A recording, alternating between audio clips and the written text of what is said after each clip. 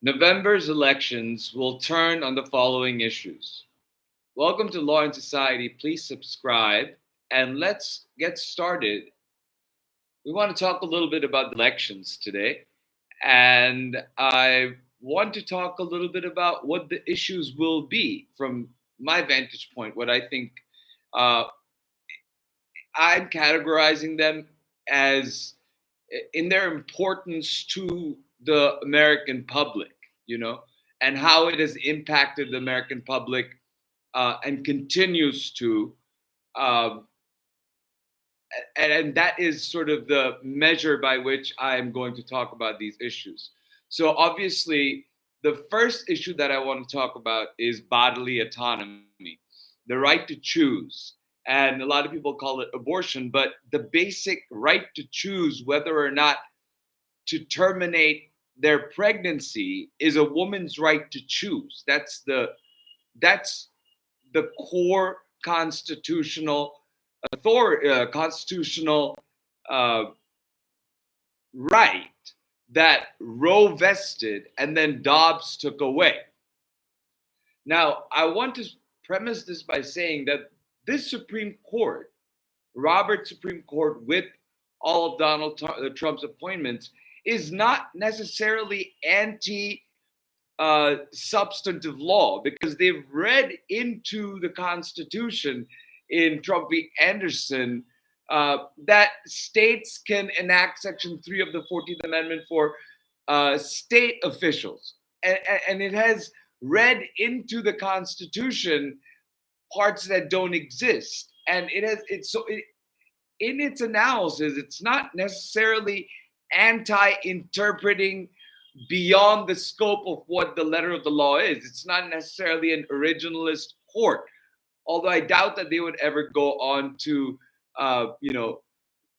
as we've seen in Dobbs, and we will see in any sort of contraceptive cases that come up, where the issue of standing isn't an excuse that SCOTUS gives to address the issue of contraceptives, and the court will take it, and the court will most likely undo Griswold v. Connecticut, which is the right to contraceptives case, and also a landmark case in substantive due process, which is unenumerated constitutional rights, which is what bodily autonomy is. So the overruling of Roe was a huge legal sort of tsunami. And that is talking about it from a legal perspective. Now, talking about it from a political perspective, it hits at the core of every woman, and it hits at the core of anybody who understands bodily autonomy. You know, if you feel that we have a right to privacy to our bodies, that right also includes women. If you're a man, and that's why we have seen in the United States there is close to 70% approval of a woman's right to choose. And another thing that Donald Trump keeps saying over and over again, which is not true, and you can look up Gonzalez v. Carhart, and it talks about partial birth, late term abortions, and it outlaws it. And nothing in Dobbs outlawed Gonzalez v. Carhart. It essentially took away the high constitutional right of the right to choose and put it in the very lowest level of reasonable of reasonable basis analysis, rational basis analysis. I'm sorry, where it's not as high as strict scrutiny applied to the laws that are imposed by states. It is now legitimate, and it is now up to the states to a great extent, unless it fails even the basic civil test of the Supreme Court, which is rational basis. So I think that is a legitimate interest in the law that circumscribes the right to bodily autonomy of a particular state. And we've seen that after Dobbs, there has been an onslaught of states that have come up with laws where it makes it difficult for women. And we've heard story after story after story about women being in life-threatening situations, having being forced to leave their state to go to other states to carry out to have an abortion. And then there was the case that in which the Supreme Court said that the abortion pill case, which the Supreme Court ruled that the person who was asking for the Supreme Court's ruling on the case did not have standing to bring that case to the court, did not rule on the merits of whether there is a right to contraceptives or not. I want you to point out and make sure that you remember that. So, because of all of this, the right to choose will be a big, big issue. Whether you're talking about it or not, every woman is thinking about it in America.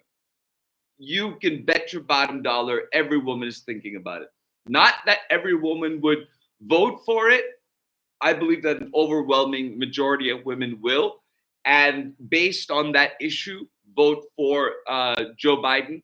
And I think that there is a large chunk of men who would also vote with women on this issue. So a close 65 to 35% would be a win for Joe Biden on this issue. Now, let's go on to the second issue that I think is important. It's the economy. People have always said it's the economy, stupid, but there in this election, because of the Supreme Court's role and impact, because of Dobbs, bodily autonomy will have a bigger vote impact, because I believe a higher percentage of women will vote, and they will vote to get their bodily autonomy back, which means putting in a blue Congress and President Biden, who will then codify Roe. It's a promise that I believe that the Democrats will follow through on, and I think that will draw in a lot of women. The economy. Now, the economy went through a huge up and down during the COVID crisis, and during Donald Trump's administration, there was chaos, effectively, and Donald Trump did not perform as a president should. Coming into that, after doing the Inflation Reduction Act, after doing the Infrastructure Act, the CHIPS Act, those acts are now being implemented, and we can see them in the different cities and states where, say, microchip, and then semiconductor building. I don't know the insides of how that works, because the CHIPS Act is now blowing up infrastructure projects all over the country. You can see on any sort of media that you go to where there are infrastructure projects that are being done. One thing I think that would really help is if on social media, Biden's campaign did sort of like a quick bullet points on like how these steps to step up our economy are sort of working for the middle class. And many times President Biden has said that he's working to for the middle class, to build the economy from the middle class out and not from the top down. And so, following this surge in legislation and then influx of federal money into projects that will go into infrastructure and into building jobs, manufacturing jobs, smart tech jobs all across the United States, we go into talking about inflation. Inflation was high during the COVID crisis, and that crisis kept happening, and it played another entity that played a huge role in that is OPEC, and how they manage their production of oil and how much oil and gas that the United States had to import. So in order to bring inflation down, in order to be energy independent, President Biden took a step back in the climate change sort of initiative. He put the immediate need of not just American people, but also the world, of not being controlled by a monarch whose prime minister is a murderer, MBS in Saudi Arabia, and Russia to be the people who decide how oil prices are being set, because that's OPEC and OPEC plus. So what President Biden did was open up the strategic reserves, but also bumped up production to the point where the United States is now the top producer of petroleum products, oil and gas in the world.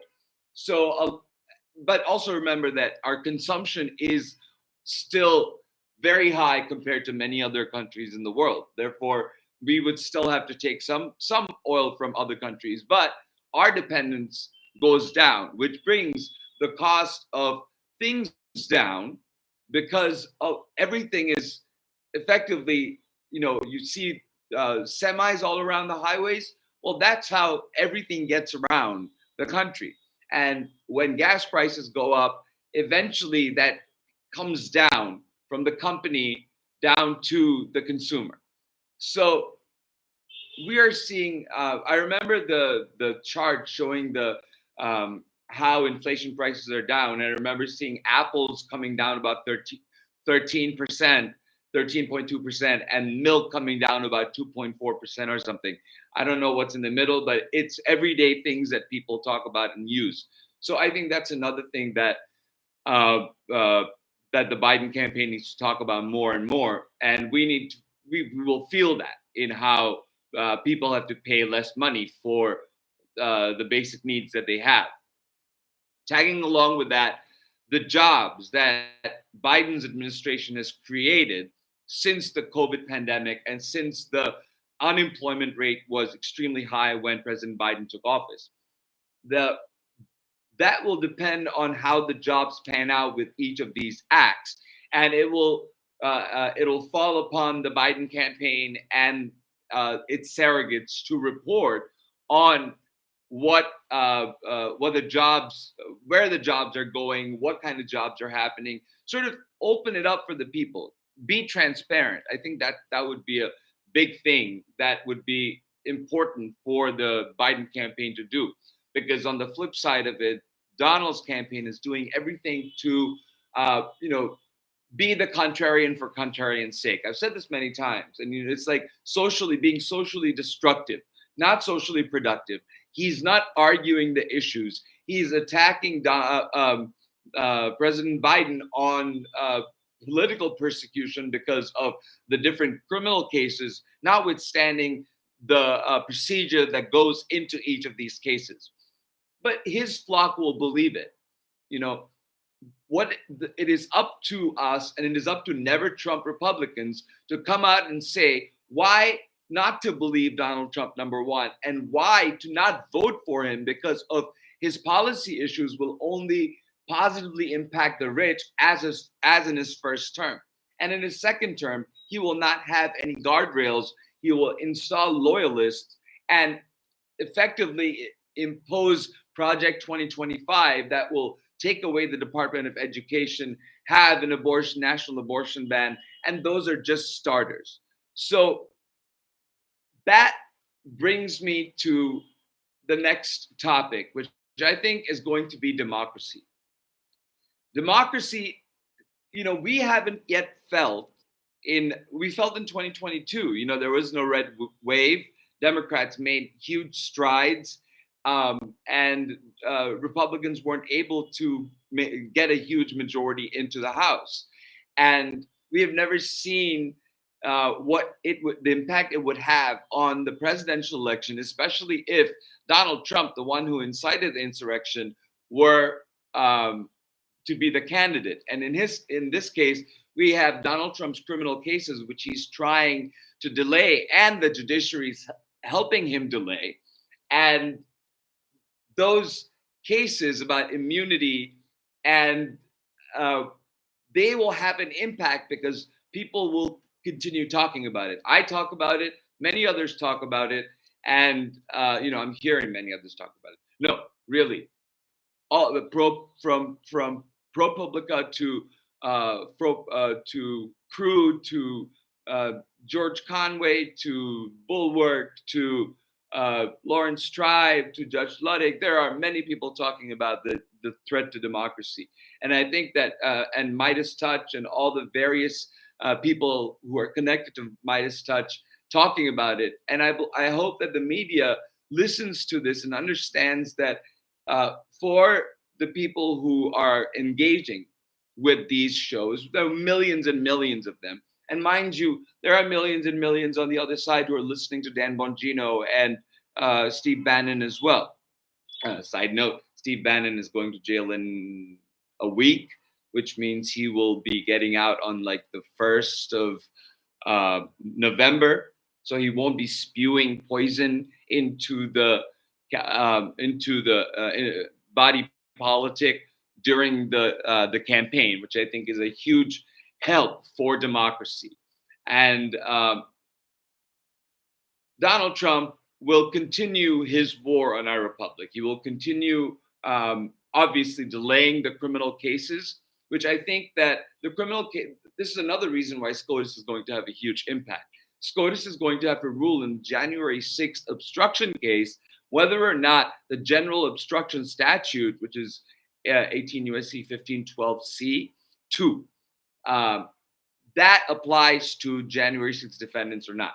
This impacts 350 plus defendants who have also been charged with other crimes, but effectively, if the court says that no, it doesn't apply, we cannot use that obstruction statute for January 6th defendants, then that would impact the sentence, but only for people who that was the only charge, and that's not the case with all 350 of them. But it would impact their sentence and probably other sentences.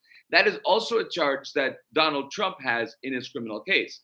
So that case will impact Donald Trump's case, perhaps when that case comes back up to the Supreme Court. Then there is the immunity case that is going to come out this coming week. There's no reason to think that the court will withhold that ruling until later on, or do something absurd like not rule on it before the term ends. It's on the docket. I believe that the court will rule on it. I believe that the court has already given Donald Trump all the gift it can in terms of delay. And now it'll be up to Judge Chutkan, who will get the case back on remand with instructions. I believe that Chief Justice Roberts will be delivering the opinion of the court in this one, and I believe that he's going to say we're vacating the lower court ruling, which was sort of expansive, and then give instruction to Judge Chutkan on how to go about determining private acts for which Donald Trump is liable. So that's all that is going to happen in the public. And I hope that reporters keep on reporting on that, because that will have a huge impact. The next topic, and I think this is a close topic, so I had a hard time deciding which is first, is immigration, border, and the policy that we have on immigration. There was a bipartisan bill that Donald Trump called and shut down that would have helped, but since not being able to pass that bill, President Biden has issued an executive order where where migrants coming in will be stopped at 25 after it reaches 2,500 per day. It will be stopped until it goes down to a certain number. I don't know the specifics of it, but that was part of that was part of what many Republicans wanted. It was a bipartisan bill. And Speaker Mike Johnson killed it because Donald Trump didn't want this particular issue to be resolved. And that should give Americans pause to think about it. And that's also something that the Biden campaign and the media needs to talk about. Then I think that the next issue will be climate change, because of these other very very imminent, more impactful issues like right to choose, the economy, inflation, jobs, democracy, and immigration policies. These are the things that have hit the American people the hardest. And so climate change has sort of taken a back seat. And that doesn't mean that President Biden has forgotten about climate change. Climate change, it every production that happens of energy, of oil, that happens under President Biden is a scalpeled approach to places that are not going to make vulnerable the ecosystems. And also, President Biden is investing heavily in smart tech and in green tech, in wind farming, in solar, and in how to store these batteries. So that is an issue that the Biden administration is dealing with. That is an issue that the Trump administration, should they come to power, will scrap completely. It won't be a consideration. There will be, our production of oil will go down. Perhaps our oil prices will go down. Inflation might go down even further, but not because of what, not because of, Trump being better. It's because Trump will damage the climate policies and not invest in that, and then open up oil and just sort of disbalance the ecosystem even more. So should that happen, remember this particular little talk that I had. Foreign policy, the big elephant in the room is China, but I believe China moves far more strategically and slowly than what is happening in Ukraine and what is happening in the Gaza Strip and in Israel. And I believe that these issues will have an impact with Israel and Palestine, Ukraine. I've talked about terrorism. Terrorism is still a big issue, but that issue has been blunted by Donald Trump negotiating with the Taliban, and now world leaders negotiating with Hamas. When those are terrorist organizations, and democracies shouldn't be negotiating with terrorist organizations. And, Palestinians need to assert their state first by dispelling Hamas and saying, no, we don't want to associate with Hamas or Hezbollah. We want to form our own state. There are, the solution is a two-state solution, and that's what the President Biden's policy is. Donald Trump would come in and Donald Trump would change the policies completely. The America First policy would mean that NATO would pretty much become a second priority for Donald Trump. He may even try to pull out of it. I don't know if he can do that unilaterally or whether Congress needs to also sort of go along with sort of nullifying that law, because treaties are considered laws once they are signed and ratified. So that foreign policy, and then you have the China-Russia axis that is working, and now North Korea. It's worked together with North Korea for a long time, but now it has been sort of codified in their mutual defense pact. So the question will be how these issues are dealt with. If President Biden remains in office, then Ukraine will be getting more help. If a blue Congress comes into office, Ukraine will win the war that it has been staving for the last 2.5 years. It is mind-boggling how the Ukrainian people have done so. And not one American soldier has stepped foot by way of the commander-in-chief commanding it. Mind you, there are soldiers from all around the world, the United States included, who are fighting for the Ukrainian people at the borders of Ukraine and Russia and the other places that Putin is trying to annex. So, and should Donald Trump come into office, then he'll just say, yeah, we're not going to fund Ukraine anymore. He's going to give Ukraine up to Russia. He's going to want to draw lines in Israel that would likely raise the specter of terrorism. I don't know if he'll even consider a two-state solution, but it'll be a mess. And it'll be a lesser mess for the world, because at that time, because NATO is now completely being disbanded effectively because he has pulled out of it, that's going to become a security issue for Europe. So, yeah, Clive, hi, hey, how are you? Nice to see you're here. HR HRE 1959. Yes, I mean climate change is a big issue, but if and it's very close.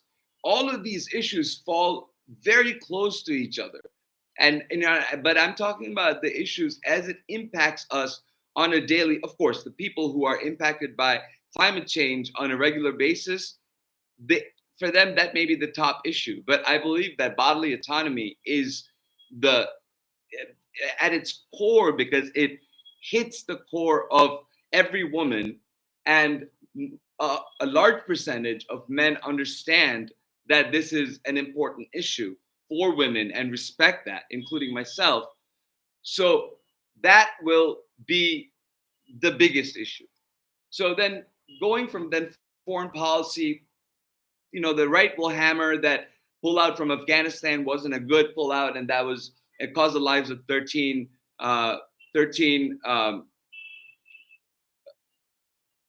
it cost the lives of 13 American soldiers, and there's nothing that can refute that. What we need to remind the American people is that the withdrawal deal that Afghanistan took on was because of a deal that Donald Trump made with the Taliban and sort of bypassed Afghanistan's democratically elected government. So once that happens, uh, President Biden had a very limited amount of power in how to change that. He pushed the withdrawal by a few months, but then it would have to happen, and he had to withdraw, and he did so in the fastest way that he could. And he warned the people that there would be terrorist attacks. So that's then gun safety. Again, coming back, talking about these issues. Every single one of these issues is important to a person for various reasons. And I have talked about it in terms of how it hits the core. Climate change hits our skin and it makes us very uncomfortable. And there are many people who are affected by climate change. Everybody is affected by climate change. And we are dealing with it as an existential issue. But to say that in this election, climate change will be the leading issue is, I believe, a naive way to look at how the issues will fall. These are all very close issues: bodily autonomy, economy, inflation, jobs, democracy, immigration, climate change, foreign policy. Then I'm going to go on into gun safety. The two SCOTUS rulings that happened with gun safety, one was to say that assault rifles that are attached with these bump stock thingies that can effectively turn them into machine guns are not really machine guns. Effectively, opening the market up for these things that are mass killers. And then there's the gun safety thing for domestic abuse. So the Supreme Court said that people who are who have been convicted of domestic abuse, there's a record there and there's a threat there. The victims, there's a cognizable threat there. Those people can be their right to hold their arms can be withdrawn, and essentially said that wife beaters can't have guns. Like abusers can't have guns, which I think is a good ruling on the court's behalf. So, and then last thing I'll talk about, which I think is important to me personally, is race and gender issues. I think I'll do another episode about race and gender issues, because talking about American masculinity and the role it's playing, Western chauvinism, in American politics is the, sort of the underlying, support system that Donald Trump has, this sort of alpha male attitude. It's a huge minority of white Americans, men, and it is not as invulnerable as one may think. So I'll talk about the race and gender issues in a later episode that talks about manliness in America. Then comes the importance of the youth vote. It's parallelly important. Last time, I believe 18% of eligible youth voted. So if that number goes up substantially, I believe that is going to favor democracy and the Democratic ticket. Democracy, small d, Democratic ticket, big D. And so we'll see how these, the youth vote plays out. And then, with the youth vote comes the ushering of the next generation. Vice President Kamala Harris and President Biden are in two different generations. President Biden is still the baby boomer generation, and I believe that this is their time out of politics. This will be, I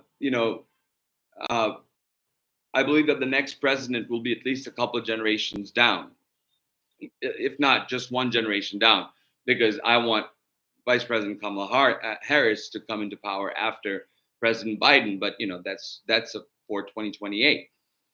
So, with all of this said, these are the issues that I think will shape our election. And I'll now look at my comments. Hey, hi, how are you? Again.